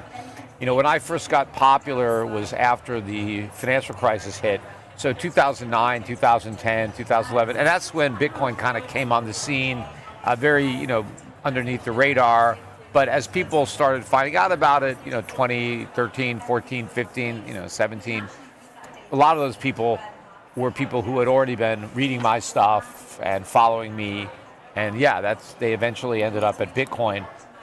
And had I not opened their eyes to sound money and Austrian economics and this, understanding the Fed and fiat money, they may never have, gotten into Bitcoin, or at least not at the time that they did, because that's when, people got in back then. They can sell and make a lot of money. I think the people who are getting in now and who have gotten in over the last few years, very different story. They're just going to lose a lot of money. Do you walk around the conference and think all of this is nonsense? Oh yeah, absolutely. Especially when you look at the extravagant booths and all the tech into it. I mean, I went to the conference for the Western Regional Mortgage Bankers in Las Vegas in 2005 and again in 2006. And I thought the same thing, that I was walking around and I was like, most of these companies are going to go bankrupt. And of course they did. It was all mortgage finance related, subprime companies. But that's where I had, you can see the speech that I gave in 2006. And I came there trying to find investors to short the subprime market because we had just set up a fund to short that market. And you can watch it on YouTube, and pretty much everything I said that was going to happen happened. And most of those companies that were exhibiting did go out of business, and there was a whole financial crisis. So I think all of these blockchain companies and crypto-related companies, I don't think 90+% of them will never make any money, and they will go bankrupt. I mean, there's a few that might figure out how to make some money. I don't know what they're worth. I'm not smart enough to figure out, which of the 5 or 10% aren't going to go bankrupt. So I just assume avoid all of them, knowing what's going to happen. I think it's mostly hype. The whole industry is built on hype, and a lot of it just comes from the tremendous gains that people who got into crypto years ago have. Now, a lot of the gains are on paper because, it's just numbers. But obviously, a lot of money has been taken out. But that's only been made possible by the money that's come in over the last few years. In fact, a lot of the people now, with a lot of the buying that has been, the result of maybe Trump being elected and, Trump prioritizing Bitcoin and crypto and trying to, steer money in that direction, you've had a lot of Wall Street money coming in, these the ETFs first, and then all these, crypto treasury companies, and that's provided a lot more liquidity. And so a lot of the guys that got in 10, 15 years ago have been selling into that and finally realizing these gains. But their realized gains are going to come at the expense of some huge losses, because the money that's coming into crypto now, it's never coming out, right? It's going into the hands of the sellers, but then the rest of it is just going to evaporate because the prices are going to implode, and there's just going to be nothing left, because this whole thing is like a giant pyramid, Ponzi scheme, chain letter. This is not new. It's just a new way to pull off an old con, right? This stuff has been going on for centuries. This isn't new. So Peter, it sounds like you don't really have faith that the digital asset ecosystem will be meaningful in the future compared to the sort of real assets you're wearing on your wrist, on your fingers, the gold, silver, things like that. Well, I think most digital assets are just BS. I mean, they're fake assets. They're not going to have any value. Now, that doesn't mean that there won't be any value added by, blockchain or tokenization. In fact, one of the things I'm going to discuss with CZ, which got me here, is tokenizing gold and what kind of value that can add to the gold market by representing ownership of gold through a token, which means that it's easier for me or anybody to transfer that ownership to a third party. And so if it's easier to exchange gold, then it's even a better form of money. It makes it more divisible, it makes it more portable, and so especially now, where I may want to transact with somebody on the other side of the world, if I can pay them or they can pay me in gold, but we can do that through token, a blockchain, and it's very quick and very inexpensive, then there's value there. I mean, it makes gold a more valuable form of money. But the reason that tokenized gold would have value is because there's gold there. I mean, when they say Bitcoin is digital gold, no, it's not. It's not digital. It's digital, but it isn't gold. Tokenized gold would be digital gold because it's actually gold. But Bitcoin is actually nothing, right? There's nothing that you can substitute gold for. I mean, Bitcoin for gold. Like if I needed something, if I needed gold, they couldn't say, well, why don't you use Bitcoin instead? Bitcoin doesn't have any of the properties that gold has, so it can't. It's not a replacement. But if I have tokenized gold and I need gold, I can buy the token and then take delivery of the gold, and I can make jewelry out of it, or I can, put it in a cell phone, or I could use it in, in medicine, or wherever gold is used. I could use the tokenized gold for that. Now, we're running out of time here. I just want to say quickly, you're going to continue the conversation with CZ on stage later. He said on X last night that he was a little nervous. Quickly, before we wrap up, what's your message to CZ before? How would he possibly nervous? First of all, he's got the home court advantage here, right? And look, I mean, CZ's made a ton of money already in crypto. So, I mean, he's got, it's like, I'm not worried about CZ. And, he's running the biggest crypto casino in the world. Right, this is a desert, right? I'm in the U.S. and I was just speaking to somebody working here who grew up in Las Vegas, and Las Vegas has casinos. Binance is probably the world's biggest casino, right? Everybody is gambling, and he's the house. The house always wins, right? That's when it comes to gambling, you want to be the house, and he doesn't even have to serve drinks, give people free drinks. He doesn't have to. They just gamble. So it's a good business. Peter, we look forward to hearing the debate later on stage. Thanks for joining us at the desk. All right, my pleasure. Thank you, Peter. That was founder of Schiff Gold and chief economist for Euro Pacific Asset Management, Peter Schiff. We are going to take a quick break. When we come back, more from Binance Blockchain Week.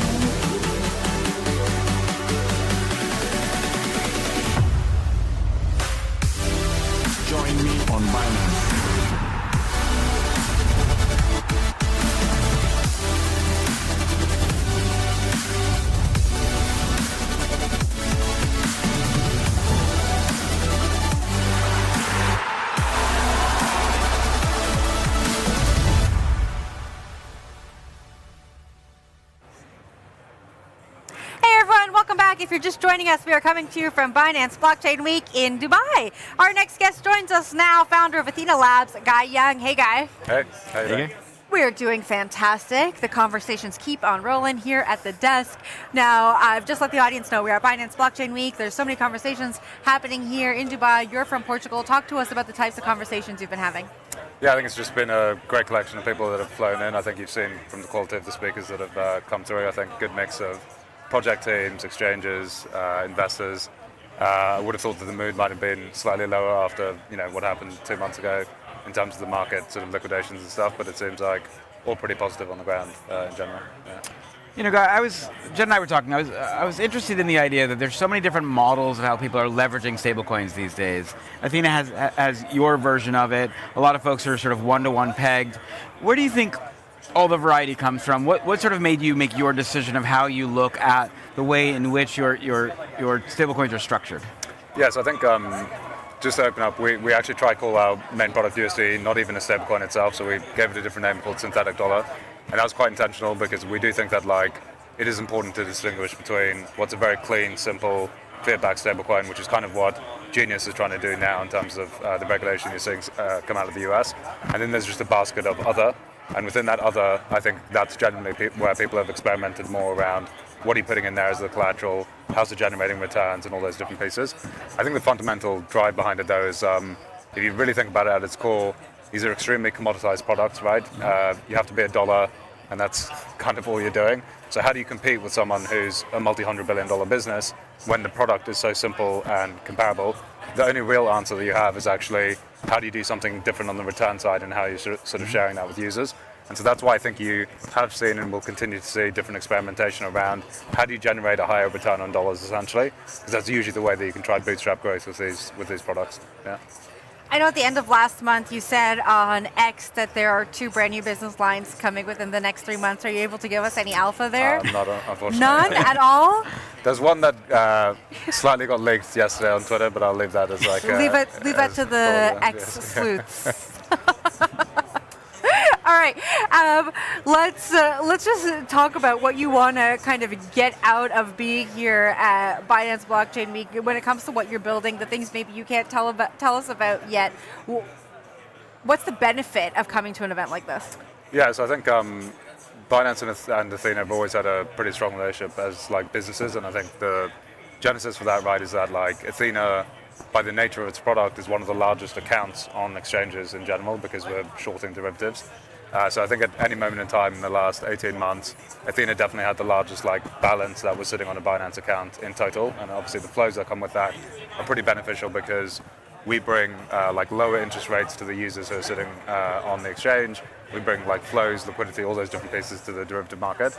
Equally, on the other side, exchanges are obviously one of the largest distribution channels for products like Athena's, right, which is 300 million users plus that are sitting on Binance. There's maybe a few million that are sitting within DeFi, and so the distribution that you get, I think, working closely with these centralized exchanges still continues to be the most dominant forms of getting your product out in the hands of like real users. So we had USD listed on Binance maybe 4 or 5 months ago now, which is a pretty big moment for us, obviously unlocking that to the users that they had. And for us, it's really coming here to try and engage with the users and the people who are most engaged with their platform, because we just see it as such an important distribution channel for what we do. Yeah. The last number of months have been quite volatile in the crypto ecosystem. How do you steward your project, your company through all that? There's been so many ups and downs. Are you guys just really focused on the long-term goal? How do you sort of react to the market blips that go on? Yeah, I think it affected us more in the beginning, I'd say, when you're just less used to it. Like, obviously, signing up for this stuff, you're in crypto. It's not like you're expecting no volatility. But I think naturally, like Athena's product is actually quite reflexive to the market cycle, right? When interest rates go high, the product's growing like crazy. It goes higher than you would ever expect. And then when market rates and leverage and stuff collapse, it obviously comes down with the market in general. So I think that's like the nature of like producing a reflexive product like we do have. But I think the team now is less affected by these type of events where we just sort of know the market comes back at some point in time. And these are actually very good moments to just be quite quiet and focused on like building the platform for the next stage of growth when it does come back. And in many ways, you don't have as many distractions as when the market's going as crazy in the beginning. Guy, thanks so much for joining us at the desk. It was a pleasure. Appreciate it. Thanks Guy. That was Athena Labs founder, Guy Young. We're going to take a quick break and chat about what's going on.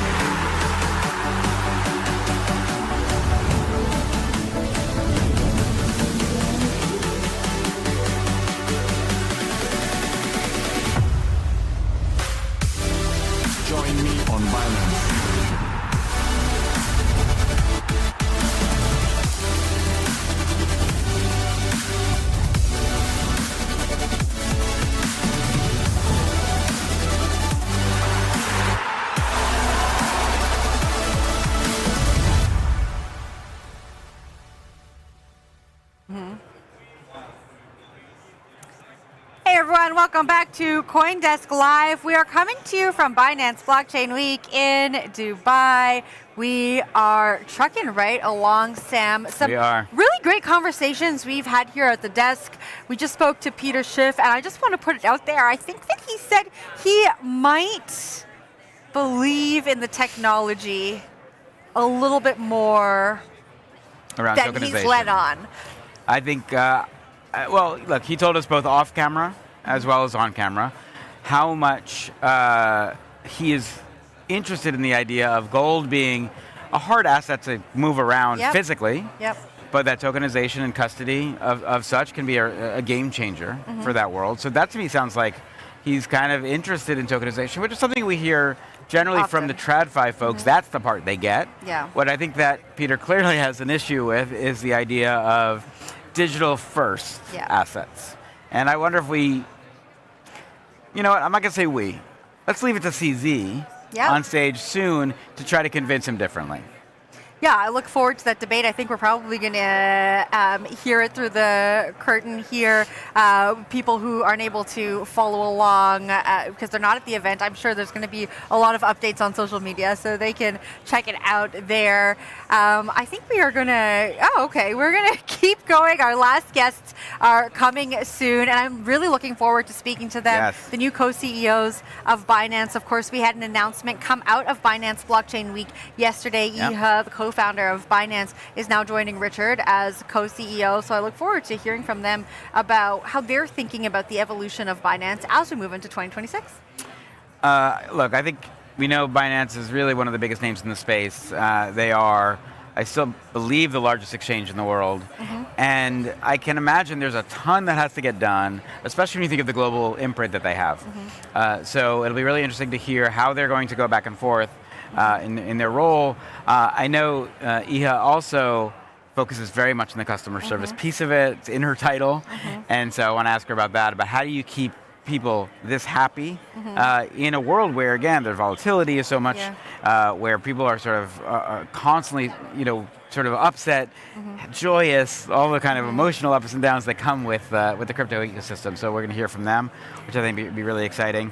And look, I think we're there. Yeah, I mean, on the back of that, it was so wonderful hearing from Luis Jimenez, started as a Binance Angel. We've seen several Binance Angels around here and then has moved up in the ranks. Now he's on the core team. It's just incredible hearing success stories like that come out of the ecosystem. Absolutely. But let's get to our last segment now, the success story of the event, closing out our coverage of Binance Blockchain Week from Dubai. The two leaders at the helm of the ecosystem, Binance co-CEOs, Iha and Richard Tang. Hello. Welcome. Hi. Congratulations on becoming co-CEO along with Richard. We're really excited to talk to the two of you about your vision for Binance as we move into 2026. But let's just start with Binance Blockchain Week. Talk to us a little bit about what's happened so far and what you're looking forward to throughout the rest of the event. Dee, we'll start with you. Yeah, thank you. I think I really welcome CoinDesk join to BBW, and I think that's for not just for Binance, that's for the whole industry. We are really welcome more and more community members join to us and building for the future. Richard, what about you? How's the event gone so far? Well, it's fantastic. I think it's even bigger than last year. We have about 5,300 people coming through. We have plenty of people that didn't manage to get in, right? So people banging on my desk, I need tickets coming into Binance Blockchain Week. But you can see the fantastic atmosphere here, right? It's plenty of energy, founders, builders, our users and community that are extremely passionate about all this. The regulators are here and different stakeholders around the world, all coming into here. We're glad CoinDesk is here as well. So we're very excited. I mean, we have great speakers lined up from traditional finance, as well as the Web3 space, from the likes of BlackRock, Franklin Templeton, to Ripple, to many others joining us. So we are in this journey together. We are excited about the path forward. Thank you for bringing us over here. It's been so exciting to be able to speak to everyone. The thing that is so exciting for me is the energy that people are bringing. We spoke to so many builders, investors, founders at this desk, and every one of them talks about the region and talks about that Binance is, from an ecosystem perspective, a wonderful partner in helping to bring all of this together. So, what is it you think is the special sauce that Binance brings to these partners that gets them so excited to work with you? I mean, if you look at what E and CZ has managed to build from the start at outset, right? This is a very user-focused platform. We always place our users at the front and center of every key decision that we make on that front. So by now we're the largest crypto ecosystem, largest crypto exchange with more than with close to 300 million users, right? Deepest liquidity, deepest market. And we continue to focus on building all the important utilities, stable coins, crypto payments, the likes of tokenization, etc. And the path forward is one that we're going to see a lot of momentum, which is why you see people here are very, very excited about the future's prospect of blockchain and crypto. So we are working with many people around the globe, but this region is also especially special as well, right? You see the crypto adoption rising very quickly with very supportive regulations. So we look forward to doing much more. You come from the role as Chief Customer Success Officer. Talk to us about how you're going to bring that into your new role as co-CEO. What are your insights on Binance's customers and their needs? So as a majority shareholder, I really care about the company. We want to build a real green company. And 2 years ago, I began to manage the HR part. And I'm really very funny about how to empower the organization, how to build a real green company. That's what I want to focus part. And another part is I'm a crypto DJ and I'm OG. And I think this part change probably will let the community feel much confidence. And I will spend more time waiting for user feedback, improve our product, and building better platform. I think E understated her role, right? So E has been an inspiring female leader. Right? Yeah. Anybody that knows crypto industry and knows Binance knows that E has been involved from day one in terms of building this to where it is today, right? So she's extremely passionate, extremely user-focused, and she continues to shape, the vision of Binance, the culture of Binance, our user-focused mentality, our bottom-up strategy on that front. She plays a very, very critical role in our development as an entity. So I look forward to working very closely with E as we continue to chart the path towards 1 billion users.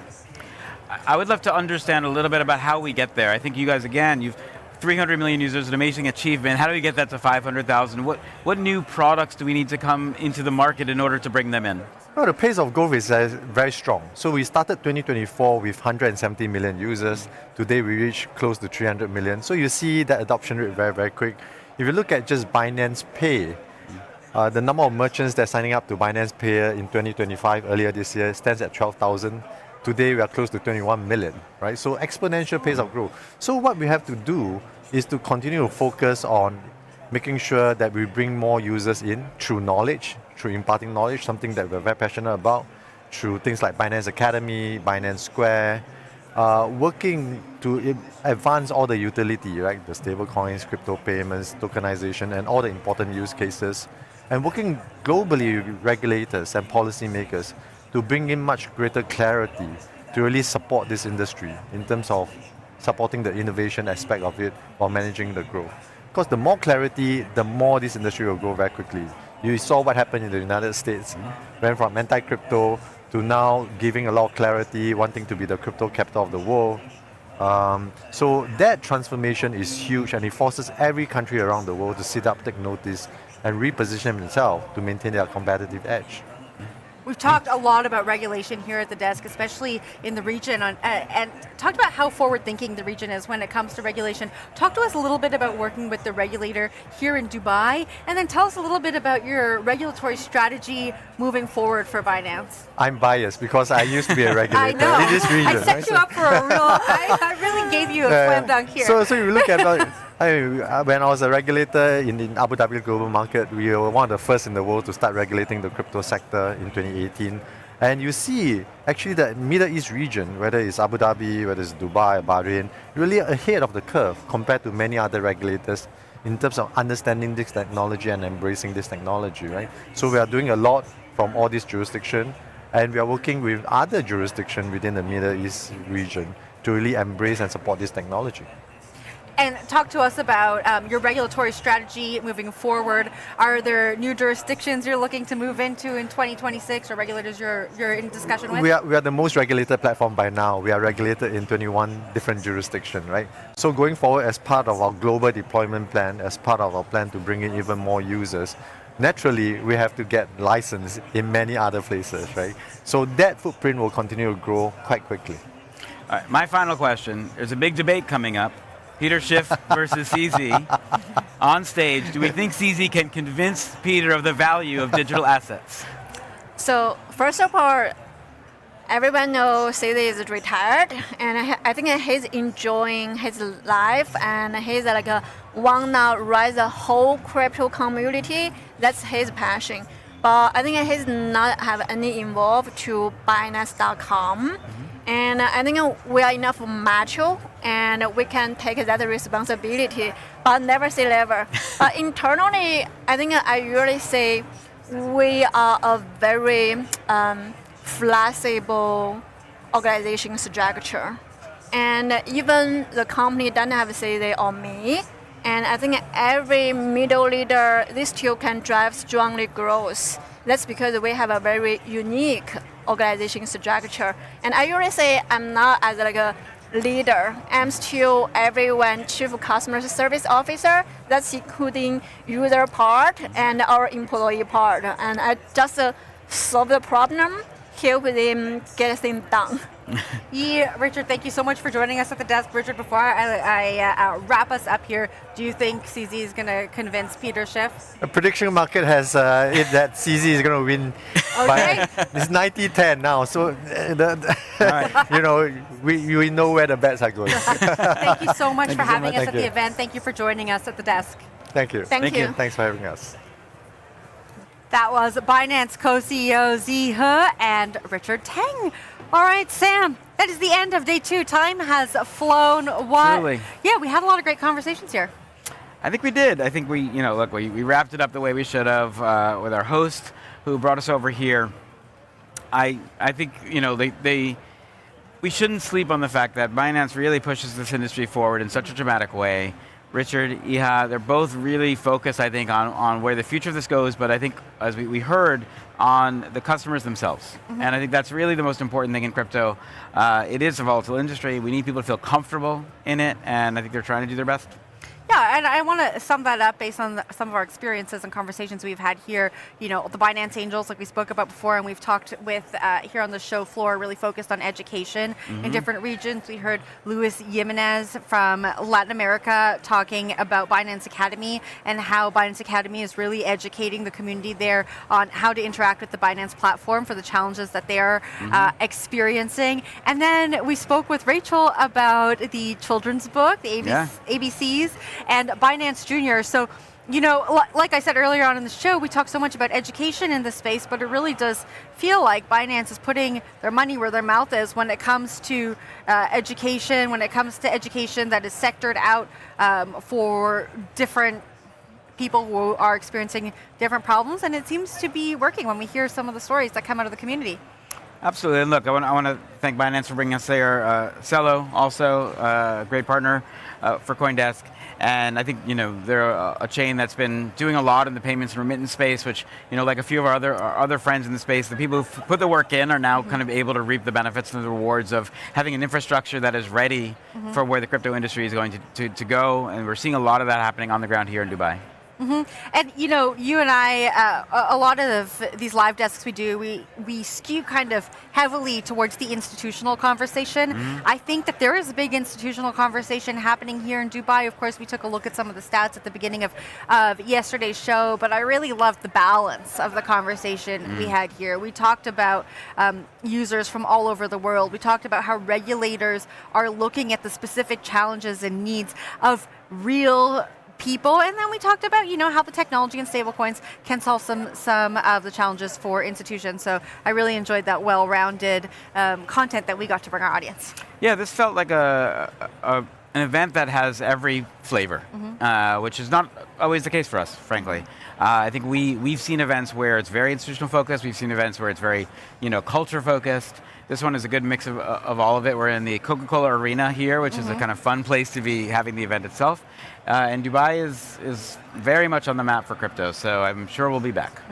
Well, CZ and Peter Schiff are debating on stage later on today. I haven't seen Tom Lee, but I heard he's around, and I'm waiting to find him to get a Tom Lee price prediction by the end of the year. You and I got our Bitcoin price predictions down. Yeah. We have a little competition going. I think Bitcoin is going to hit $110,000 by the end of this year, so December 31st, 11:59 p.m. Eastern Time. And Sam, what was your prediction? 99,000. I will say right now, I am only 5,500 away. I know, but there is still so much time to December 31st, and I'm really banking and betting on that Santa rally. 27 days in crypto is an eternity. 27 days is an eternity, and I'm banking on Santa. All right, we are going to wrap it up there. Let us know on social media who you agree with. Will I win the competition at $110,000 by the end of the year, or will Sam win the competition? Feel free to share your own Bitcoin predictions with us on social media as well. For Sam Ewan, I'm Jen Sanasi. Thanks so much for joining us from Binance Blockchain Week. That's a wrap. Goodbye.